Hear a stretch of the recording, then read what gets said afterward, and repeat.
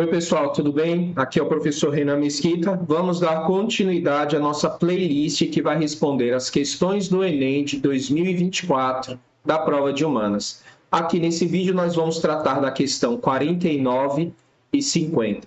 Lembrando que é a prova de humanas, então eu não vou dar simplesmente a resposta, eu vou levar um tempo para explicar o que a questão pede e o contexto social ou histórico do que está acontecendo ali. Então vamos à nossa primeira questão deste vídeo. Questão 49 é uma questão de história, isso aqui é uma anotação minha, não tem na prova, né? Isso aqui é a questão de história e só para a gente saber vai tratar do momento do início da República ou pré-início da República aqui no Brasil. Vamos ler o que a questão nos dá. Depois nós lemos o que ela pede, certo? Vamos ao enunciado, já vou lendo aqui e grifando as partes que eu acho importante, né? Vamos lá. Com a proximidade do final do século XIX, então nós já temos um momento histórico dos acontecimentos, amplificam-se as expectativas com relação ao século seguinte. Se muitas eram as utopias, expectativas sobre futuros positivos, né?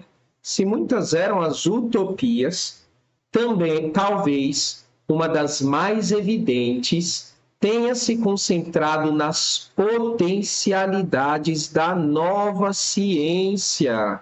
Utopias ligadas ao século XIX, nova ciência, com suas invenções e projetos. Não é por mera coincidência que a agenda do país tenha sido tomada pela introdução de uma série de inventos. De forma acelerada, entraram no Brasil a luz elétrica e com ela o telégrafo, o telefone, o cinematógrafo.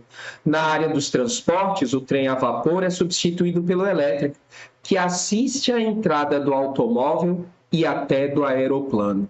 Então veja bem, o que aconteceu aqui no Brasil? Entrada da luz elétrica, cinematógrafo, telefone, o trem a vapor é substituído pelo elétrico, automóvel e do aeroplano. Então vamos lá. A questão já nos deu um acontecimento histórico. Ela deu um texto. Vamos ver o que ela pede, o que a questão pede. Aqui é a referência, né, do texto. No Brasil, os eventos descritos ganharam conotação política ao serem vinculados a... Então, o que ele está dizendo? Estes acontecimentos que não são políticos. O que ele está dizendo aqui? No final do século XIX, as expectativas com relação ao futuro eram muito grandes, eram positivas. Por causa do quê?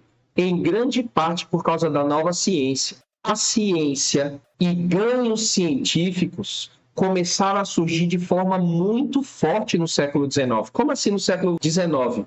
Imagina só, minha gente, no Brasil praticamente não existia e agora começa a surgir a luz elétrica. Imagine que os postes aonde existiam eram com combustível a gás ou líquido e agora surge lâmpada elétrica. Pessoas que nunca viram a lâmpada elétrica começam a ver. O telégrafo é uma forma de telefone, de enviar informação a longa distância. Imagine que as cartas, nessa época, que era outra maneira de mandar uma informação a longa distância, demoravam dias ou meses. Telefone, um tipo inicial, o pai do cinema. Trem a vapor. O trem a vapor é substituído pelo elétrico. Antes era aquele trem que soltava fumaça e vapor. Agora é um trem silencioso, mais potente, mais rápido. Automóvel, uma realidade do Brasil onde só tinha carroças e agora surge uma carroça que não precisa de cavalo. Vê que surpreendente para algumas pessoas. O avião, imagine o que é num lugar onde a maior parte dos transportes é feita a cavalo e as pessoas veem um avião voando. Então o Brasil era um país muito pouco tecnológico e de repente começam a surgir essas novas tecnologias. Isso surpreendeu o Brasil. Quando foi que isso aconteceu? Começou a acontecer ali por volta do final do século XIX. Quando é que é o final do século? Quando que acontece o século XIX? O século XIX vai de 1801 a 1900. Tem aluno que confunde isso, né? O século XIX não começa em 1900, termina. O século XIX começa em 1801 e vai até 1900, né? Então a questão fala de um acontecimento que não é político. Mas olha o que acontece aqui aonde a questão está pedindo. Estes acontecimentos são vinculados a um acontecimento político. Então, aqui nas alternativas vai ter algum acontecimento político ligado a estes acontecimentos científicos. É isso. Mas uma coisa muito importante que ele dá é isso daqui, ó. Isso aconteceu no final do século XIX. O que acontece no final do século XIX? Acontece algo muito importante, 1889. O que acontece no final do século XIX, 1889, e tem características políticas? Proclamação da República. Então é isso o que acontece ali no final do século XIX e está ligado. Então é isso aqui, ó. O aluno precisa saber disso? Talvez não. Por eliminação, ele consegue acabar com a grande parte das alternativas aqui. Eu vou ler todas as alternativas erradas para a gente saber o que tem de errado nela e depois a gente vai para a alternativa correta, ok? Então, o acontecimento científico foi ligado a um acontecimento político ali no final do século XIX. Vamos às alternativas para ver o que elas estão falando. Que acontecimento político foi esse? Expansão estratégica do imperialismo. O que é imperialismo?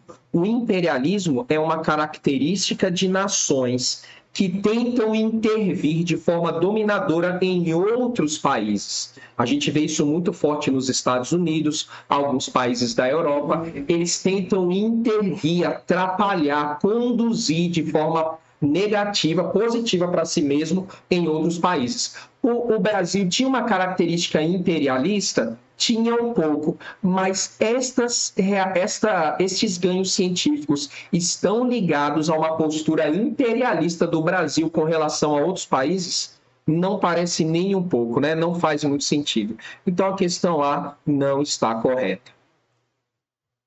Ascensão gradual do mercantilismo. O que é mercantilismo? Mercantilismo é uma forma econômica que aconteceu na época das grandes navegações, lá para o ano de 1500. É quando o Estado investe em ações comerciais ligadas a metais, expansão marítima. Não tem nada a ver com estes ganhos, invenções científicas do final do século XIX. Não tem nada a ver com o mercantilismo, né? Laicidade da educação. Laicidade, o que é algo laico? Algo laico é que acontece quando as tuas decisões não envolvem aspectos religiosos. Um Estado laico é um Estado que as suas leis não são pautadas em dogmas ou preceitos religiosos. Laicidade da educação, ela é pautada por conceitos pedagógicos não necessariamente religiosos, ligados à religião. Então, não tem nada a ver com a laicização da educação. Está falando de um acontecimento científico que tem repercussão política. Então, não tem nada a ver a letra C. O que é que fala a letra D? Retomada do absolutismo. O que é o absolutismo? Absolutismo é uma forma de governo onde o rei detém um poder muito exagerado nas suas mãos. É um poder tão exagerado que ou as leis são secundárias ou não existe lei. É a vontade do rei sobre qualquer outro aspecto ali daquela nação. Então, será que os acontecimentos científicos fazem retomar o absolutismo? Não, é o contrário. Quando a ciência surge, ela questiona essas formas antigas de governo. Então, a ciência nunca vai fazer com que o absolutismo ganhe poder, vai fazer com que essas formas de governo percam poder, né? Então, não, cara, não tem nada a ver a gente acreditar que esses ganhos científicos podem trazer um refortalecimento do absolutismo. Essa também está completamente equivocada. Então, vamos lá. O que é que diz a questão visão republicana de nação? O Brasil, nessa época, era, antes da proclamação da República, o Estado era o quê? Uma monarquia. Ou o Estado é uma monarquia governado por um rei, ou o Estado é uma república cuidada pelo povo, res pública, coisa do povo. Então, assim, antes da proclamação da República, era uma monarquia, só que as pessoas já estavam questionando a monarquia. As pessoas não estavam aceitando muito bem a monarquia. Quando estes ganhos tecnológicos surgem, isso cria um ar dentro da nação de que coisas novas precisam vir para substituir as antigas. Então, o acontecimento científico, surgimento de novas tecnologias, criam nas pessoas a ideia de que as coisas antigas, monarquia, precisa ser substituído pelas coisas novas. Então é isso. As novas invenções tecnológicas criam uma conotação política e empurram a monarquia para que ela seja substituída pela república. Esta é a questão correta. Deu para entender, pessoal? Claro que o aluno não precisa saber disso tudo, né? Mas eu estou aqui explicando o contexto, tentando destrinchar todos os aspectos da questão. Espero que tenha ficado claro para vocês. A gente levou um tempinho aí, mas eu ainda quero responder mais uma questão nesse vídeo. Vamos para a questão 50. Novamente eu vou ler aqui o texto, e aí, deixa eu separar aqui a referência, vou ler o texto, e depois eu vou ler o que a questão quer. Vamos lá. O bispo Bartolomeu de las Casas é o homem mais odiado da América. O anticristo dos senhores. O homem mais odiado da América. Olha o que ele está dizendo aqui. O anticristo dos senhores. O açoite destas terras. Por sua culpa, o imperador promulgou novas leis que despojam de escravos índios os filhos dos conquistadores. O que será deles sem os braços que os sustentam nas minas e nas lavouras? As novas leis estão arrancando a comida de suas bocas. Las Casas é o homem mais amado da América. O homem mais amado da América. Voz dos mudos, teimoso defensor dos que recebem pior tratamento que o esterco das praças, denunciador de quem, por cobiça, converte Jesus Cristo no mais cruel dos deuses e o rei em lobo faminto de carne humana. Beleza? Eu grifei aqui duas informações que eu acho interessante. Está aqui a referência do texto. Vamos ver o que a questão pede.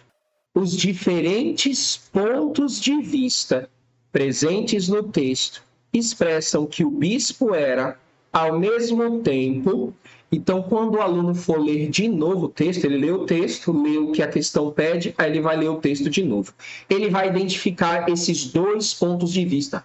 Os diferentes pontos de vista. Que diferentes pontos de vista tem no texto? Olha só, ele diz que esse bispo é o homem mais odiado da América, e depois ele diz que o bispo é o homem mais amado da América. Ele é o mais amado e o mais odiado. Por quem? Quando o aluno for ler de novo o texto, ele vai ver que um grupo de pessoas é o que vê o bispo como alguém amado, e um outro grupo tem como bispo uma pessoa odiada. Um grupo tem o bispo como uma pessoa amada e um grupo tem o bispo como uma pessoa odiada. Quem são essas pessoas? O texto não é muito simples de ler, então ele precisa ser lido talvez 3 vezes, ou lido de forma bem minuciosa para que a gente veja quem são as pessoas que amam e quem são as pessoas que odeiam. Vamos aqui para a primeira parte. o homem mais odiado da América. Olha só o que tem aqui. O anticristo dos senhores. O anticristo dos senhores. Quando eu digo que alguém é o anticristo de alguém, a ideia de anticristo é a ideia de uma figura muito negativa. Só que a gente entende que os senhores, ou seja, as pessoas ricas, os fazendeiros, os donos de terras, os detentores de riquezas, odeiam ele. É o homem mais odiado. Tem outras partes aqui no texto que deixam isso claro, mas eu não vou ler para não me estender demais aqui. Quando vocês leem, vocês vão entender que quem é que odeia o bispo? Os poderosos. O homem mais amado, voz dos mudos. Quem é que são os mudos da sociedade? São os pobres, são os excluídos, são os miseráveis, são os que não têm poder. Teimoso defensor de quem? Teimoso defensor dos que recebem pior tratamento que o esterco das praças. Ele defende aqueles que são pior que o cocô do cavalo que é jogado de qualquer jeito no chão das praças. Então, assim, pelo texto a gente vê que ele é odiado pelos poderosos e amado pelos fracos e oprimidos. É isso que o texto mostra e ele pede quais são os dois pontos de vista. Dois pontos de vista dos poderosos e dos excluídos. Vamos às alternativas.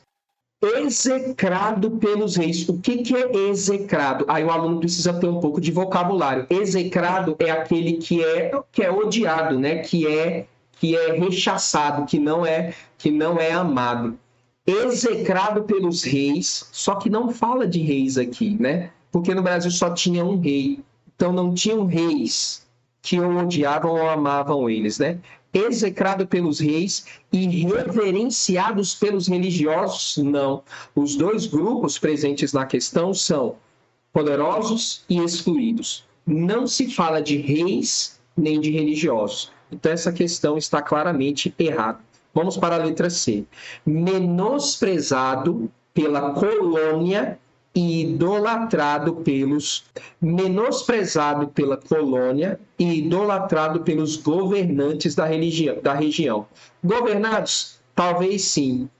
Colônia? Não. Não está falando de agentes externos, está falando dos poderosos e dos excluídos aqui no Brasil. Então não se fala em colônia nessa questão. Então esse daqui também está errado.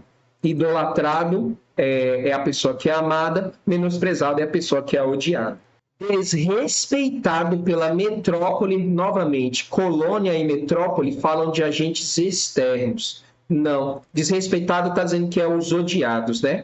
Desrespeitado pela metrópole e adorado pelos invasores da Espanha. Não está falando nada de agentes externos, nós estamos falando de um contexto aqui do Brasil. Então, essa daqui também não está correta. Desacatado, ou seja, odiado pelos excluídos e valorizado pelos negociantes de negros, também não é essa aqui, né? Não se fala de negociantes especificamente de negros. Os excluídos, essa parte talvez esteja certa, mas aqui também não é. Vamos ler aqui a questão B. Detestado pelos colonizadores, beleza. Odiado por todos aqueles que são os poderosos aqui no Brasil, beleza. Respeitados pelos povos do lugar, beleza. Amados pelos excluídos da região. Essa é que é considerada a questão correta. Você vê, né? É uma questão que pega muito pelo vocabulário e um pouco também pelo conhecimento histórico. Pessoal, espero que isso tenha ficado tudo claro para vocês. Se vocês tiverem qualquer dúvida, podem colocar aí nos comentários, alguma dúvida, alguma contestação. Eu acho que eu destrinchei todos os aspectos aí da questão. Deve ter ficado tudo bem explicado. Agradeço aí a atenção de vocês. Até o próximo vídeo.